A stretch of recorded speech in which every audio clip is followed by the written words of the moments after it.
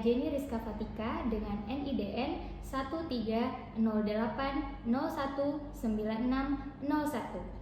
Saya adalah salah seorang dosen tetap pada program studi Sarjana Kebidanan Stikes Medika Nurul Islam. Video ini saya buat sebagai salah satu syarat sertifikasi dosen tahun 2026, yaitu pernyataan diri dosen dalam Unjuk Kerja Tridharma Perguruan Tinggi atau PDD UKTPT pada aspek pengajaran. Perkenankan saya untuk menjelaskan salah satu mata kuliah yang saya ampu pada mata kuliah Asuhan Kebidanan pada Remaja dan Perimenopause dengan deskripsi mata kuliah. Asuhan Kebidanan pada Remaja dan Perimenopause ini merupakan program yang menghantarkan mahasiswa agar mampu melakukan promosi dan edukasi dalam bidang kesehatan reproduksi remaja, screening kesehatan menstruasi termasuk pencatatan pola menstruasi remaja dengan berbagai media, deteksi dini, dan penanganan awal anemia dan kekurangan energi kronis, menilai tumbuh kembang remaja, menginisiasi konselor sebaya, menganamnesis dan pemeriksaan fisik pada wanita di masa perimenopause, serta KIE pada masa perimenopause. Mata kuliah ini diampu oleh mahasiswa semester 4 pada program studi Sarjana Kebidanan dengan kode mata kuliah BD.6.404 dengan bobot SKS sebanyak 2 SKS. Adapun capaian pembelajaran lulusan yaitu bertakwa kepada Tuhan Yang Maha Esa dan mampu menunjukkan sikap religius, menjunjung tinggi nilai kemanusiaan dan menjalankan praktik kebidanan berdasarkan agama, moral, dan filosofi, kode etik profesi, serta standar kebidanan. Berkontribusi dalam peningkatan mutu bermasyarakat, berbangsa, bernegara, dan kemajuan peradaban berdasarkan Pancasila. Berperan sebagai warga negara yang bangga dan cinta tanah air, memiliki nasionalisme serta rasa tanggung jawab pada negara dan bangsa. Menghargai keanekaragaman budaya, pandangan, agama, dan kepercayaan serta pendapat atau temuan orisinil orang lain. Menghargai martabat perempuan sebagai individu yang memiliki hak-hak, potensi, privasi, keragaman budaya atau etnik, dan keyakinan agama. Selanjutnya, bekerja sama dan memiliki kepekaan sosial serta kepedulian terhadap masyarakat dan lingkungan. Taat hukum dan disiplin dalam kehidupan bermasyarakat dan bernegara serta dalam kehidupan. Selanjutnya, menguasai konsep teoritis ilmu sosial, perilaku, ekonomi kesehatan, politik kesehatan, kebijakan publik di bidang kesehatan, sosiologi dan antropologi kesehatan, epidemiologi dan biostatistik, kesehatan masyarakat secara umum, dan yang terkait dengan pelayanan kebidanan. Metode pembelajaran yang saya gunakan pada mata kuliah ini antara lain adalah role play, small group discussion, demonstrasi, problem-based learning, dan case study. Dengan keterampilan umum, mampu mengelola pelayanan kebidanan di tempat praktis mandiri bidan dan di fasilitas pelayanan kesehatan lainnya dalam lingkup tanggung jawabnya. Mata kuliah ini memiliki bahasan kajian sebanyak 16 pertemuan secara tatap muka dengan referensi yaitu modul, buku, dan juga jurnal penelitian. Setelah menempuh mata kuliah ini, diharapkan mahasiswa mampu melakukan promosi dan edukasi dalam bidang kesehatan reproduksi remaja, mampu melakukan promosi dan edukasi dalam bidang kesehatan reproduksi remaja, kemudian mampu melakukan screening kesehatan menstruasi, masuk pencatatan pola menstruasi remaja dengan berbagai media. Selanjutnya mampu melakukan deteksi dini dan penanganan awal anemia dan kekurangan energi kronik, dan mampu menilai tumbuh kembang remaja, kemudian mampu melakukan organisasi konselor sebaya, dan juga mampu melakukan anamnesis dan pemeriksaan fisik pada wanita di masa menopause, dan yang terakhir mampu melakukan KIE pada masa perimenopause. Sebagai seorang dosen, saya menjalankan Tridharma perguruan tinggi pada bidang pengajaran mengacu pada DEI, yaitu Delivery, Interaction, dan juga Assessment, di mana pada delivery saya menyampaikan materi secara langsung yang bersumber dari modul, buku, dan juga dari jurnal, yang kemudian setelah pembelajaran saya memberikan soft copy dari PowerPoint kepada mahasiswa. Selanjutnya adalah interaction atau interaksi. Saya membangkitkan partisipasi dari mahasiswa agar dapat berinteraksi secara aktif dalam proses pembelajaran. Yang terakhir adalah assessment. Sistem penilaian yang saya gunakan pada mata kuliah ini mengacu pada kehadiran 10%, sikap 10%, tugas 10%, keaktifan 10%, UTS 30%, dan UAS 30% dengan total 100%. Demikian yang saya sampaikan mengenai mata kuliah asuhan kebidanan pada remaja dan perimenopause untuk mahasiswa program studi sarjana kebidanan Stikes Medika Nurul Islam. Dan selanjutnya, izinkan saya menampilkan cuplikan proses pembelajaran yang saya lakukan di ruang kelas. Selamat menyaksikan.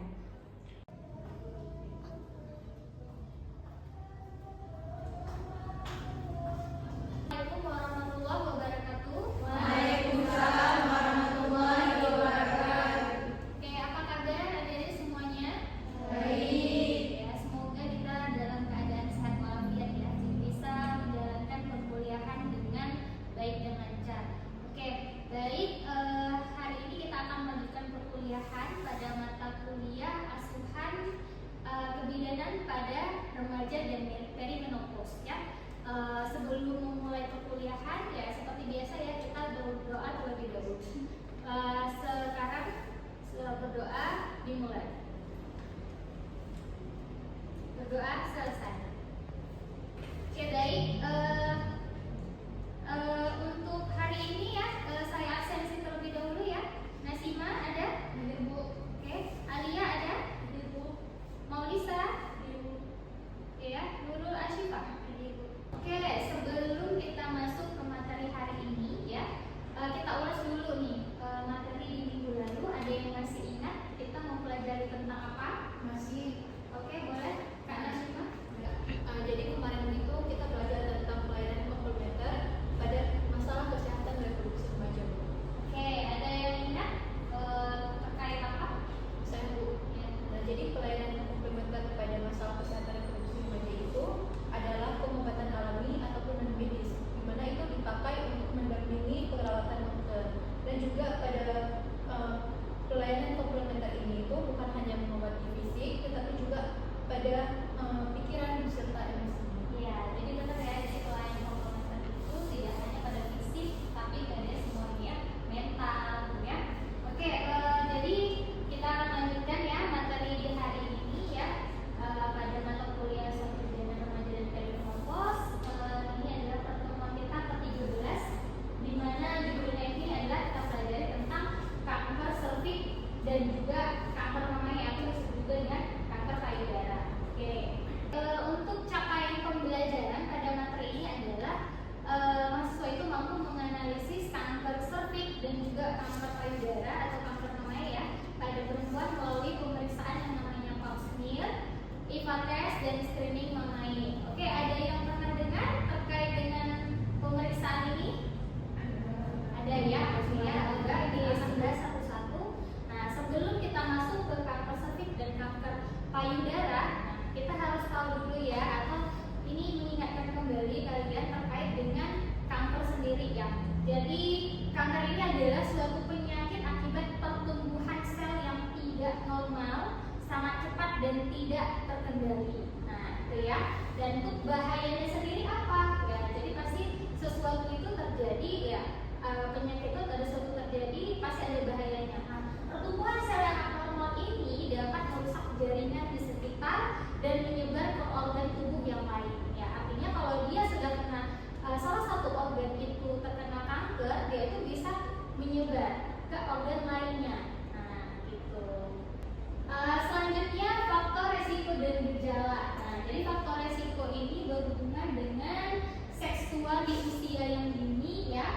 berganti-ganti pasangan, selanjutnya gaya hidup seperti merokok, dan juga terkait dengan sistem kekebalan tubuh yang memang lemah. Nah, ini adalah faktor risikonya. Nah, untuk gejalanya sendiri bagaimana ya? Jadi kalau gejala awalnya itu adalah perdarahan di luar siklus haid. Nah, jadi artinya apa? Ketika siklus haid kita itu biasanya per bulan ya, di luar dari siklus itu adalah salah satu tanda dari kanker tadi. Nah, seperti itu. Nah, jadi selanjutnya itu adalah perdarahan setelah menopause. Nah, jadi kalau orang menopause biasanya kan terhenti darahnya ya. Nah, tandanya itu dia terkena kanker salah satunya itu adalah adanya perdarahan yang berlanjut setelah masa menopause. Nah, selanjutnya nyeri pada saat berhubungan seksual. Ya, ini juga ya sering dirasakan pada pasien atau penderita kanker. Selanjutnya keputihan yang tidak normal. Nah, seperti yang kalian ketahui ya, keputihan normal itu gimana Kak Syifa? Tidak berbau. Tidak berbau. Oke, apa lagi Kak Alia? Dari warnanya itu bisa kita lihat bahwa yang normal itu warnanya putih dan juga tidak ada kuning-kuningnya. Oke, ada lagi? Ada lagi? Ya, jadi benar ya, keputihan yang normal itu dia itu tidak berbau. Terus warnanya juga bening ya. Nah, terus tidak ada bercampur darah ya. Oke, kemudian yang kita lihat deteksi dini dan pencegahan kanker cervix ini seperti apa sih ya? Jadi pemeriksaan rutin atau yang disebut juga dengan screening ya, itu adalah pemeriksaan tes IVA atau disebut juga dengan inspeksi visual dengan asam asetat. Nah, ini adalah pemeriksaan yang cara kerjanya itu leher rahim diolesi cairan asam asetat atau cuka ya, encer. Jika ada sel prakanker akan muncul bercak-bercak putih hasilnya. Nah, nanti kita lihat gambarnya ya. Nah, keuntungannya itu apa pemeriksaan IVA tes ini ya? Hasilnya itu langsung diketahui saat itu juga. Terus juga biayanya juga murah dan mudah dilakukan ya. Selanjutnya yang kedua itu ada pap smear ya. Jadi pap smear ini adalah pengambilan sampel sel rahim untuk diperiksa di laboratorium ya.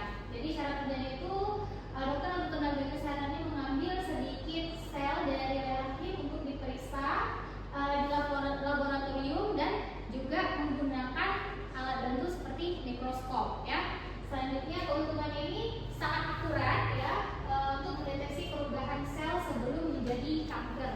Oke, kita lihat ya. Oke, ini dia adalah gambar dari kondisi rahim ya, yang normalnya bisa dilihat ya, tidak ada warna lain selain muda. Selanjutnya tidak ada juga bercak-bercak gitu ya.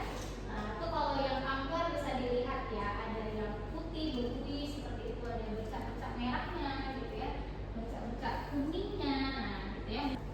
Oke, selanjutnya kita masuk ke kanker payudara. Nah, di depan ini kalian bisa melihat bahwasannya ada gambar yang menunjukkan bahwasannya kanker payudara itu per stadium memiliki gambar yang berbeda-beda ya. Coba dilihat dari yang pertama, kedua, ketiga, dan keempat. Nah, stadium yang paling tinggi ini adalah stadium keempat, sudah ini ya kita bilang ya, mau menjalar ke paru-parunya.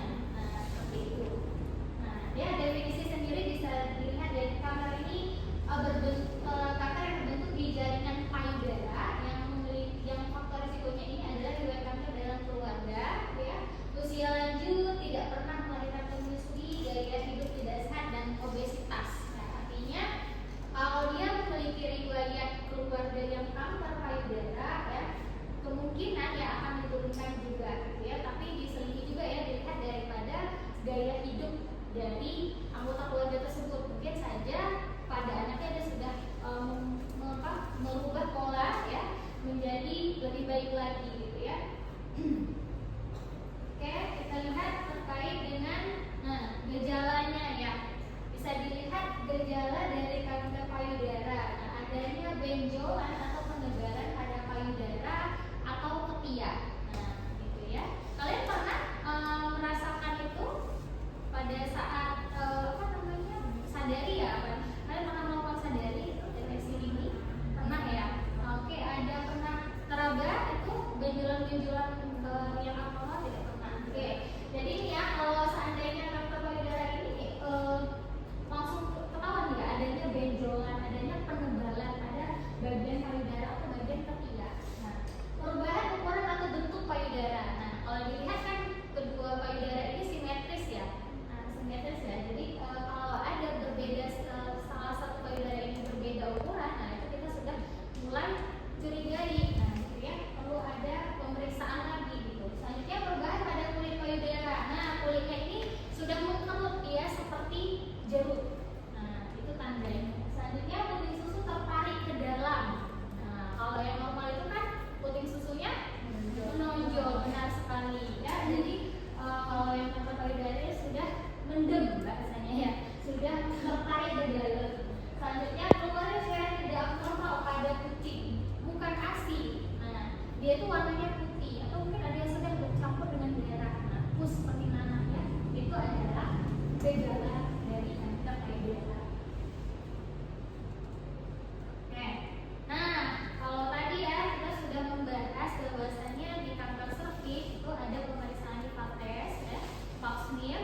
Nah, kalau deteksi dini daripada kanker payudara ini adalah dengan melakukan sadari. Itu tadi yang saya tanyakan ya.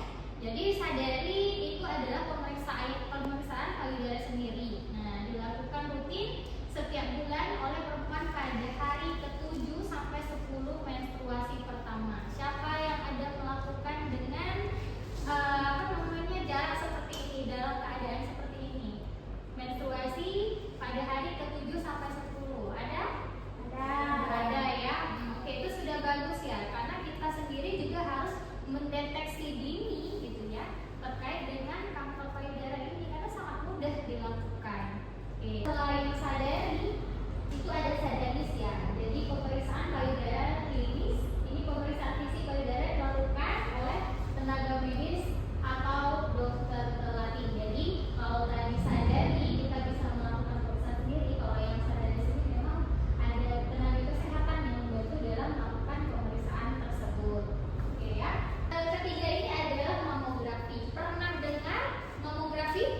Belum ya. Oke ya, ini dan salah satu deteksi dini dari kanker payudara itu adalah pemeriksaan mamografi ya. Ini pemeriksaan ronsen khusus yang melihat ya, untuk melihat jaringan di dalam paru payudara. Nah, ini disarankan untuk wanita di atas usia 40 tahun atau sesuai dengan anjuran dokter. Nah, ada atau enggak dia itu mengindikasi terkait dengan penyakit kanker payudara ini. Nah, ketika konsultasi sama dokter, nah itu biasanya jika diperlukan pemeriksaan mamografi ini ya, nanti dokter akan menginstruksikan kepada pasiennya. Nah, yang kalian lihat ini adalah salah satu leaflet yang pernah saya buat ya. Jadi ini adalah leaflet cara melakukan sadari tadi ya, pemeriksaan payudara sendiri. Nah, boleh dilihat ya. Yang pertama itu berdiri tegak menghadap cermin dalam kondisi terang gitu ya. Amati jika adanya perubahan pada bentuk payudara, permukaan kulit payudara, terjadi pembengkakan atau perubahan pada bagian putih. Nah, gitu. Kenapa di depan cermin?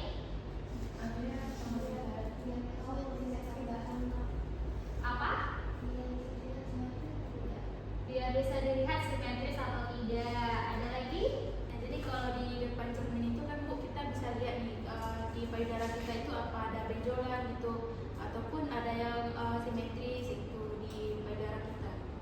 Oke, simetris atau tidak simetris ya. Nah, makanya itu perlu di depan cermin. Jadi kita bisa melihat secara langsung ada nggak benjolannya gitu ya. Terus bentuknya, kedua bentuk payudara itu simetris atau tidak gitu.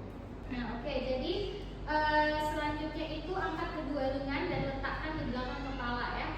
Setelah itu dorong siku ke depan dan amati payudara Anda. Nah, itu ya. Jadi lebih leluasa payudaranya bisa dilihat ya. Selanjutnya dorong juga siku ke belakang dan amati bentuk serta ukuran payudara ya. Ketika melakukan gerakan ini otot dada akan berkontraksi ya. Jadi dia akan mundur ke depan gitu ya. Kita bisa melihat, mengecek dengan jelas.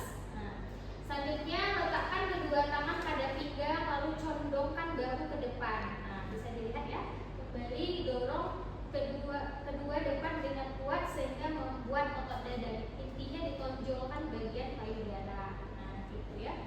Ini adalah sadari dalam posisi tidur ya. Amati apabila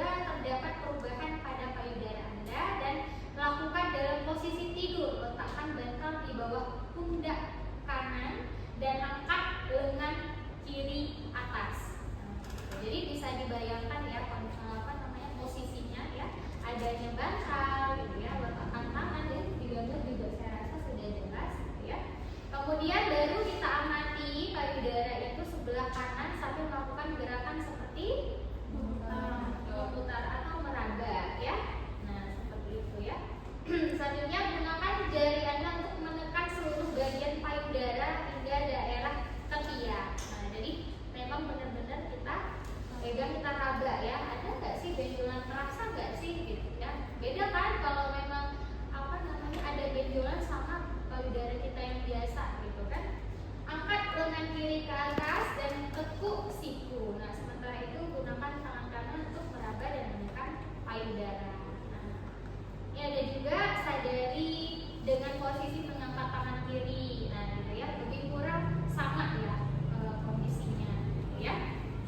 Nah, yang berbeda itu adalah sadari dengan mencubit kedua puting. Nah, mau dilihat ya, apakah ada cairan yang keluar pada puting payudara. Nah, gitu. Kalau tadi kan kita bilang kalau dia itu mengarah kepada kanker payudara, maka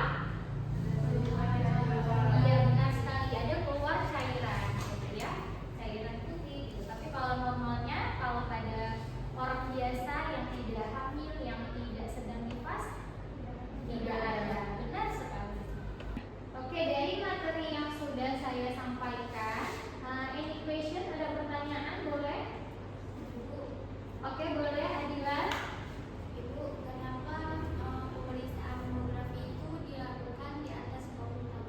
Oke ya, jadi bagus ya pertanyaannya. Ya, kenapa pemeriksaan mamografi ini disarankan pada usia 40 tahun ke atas?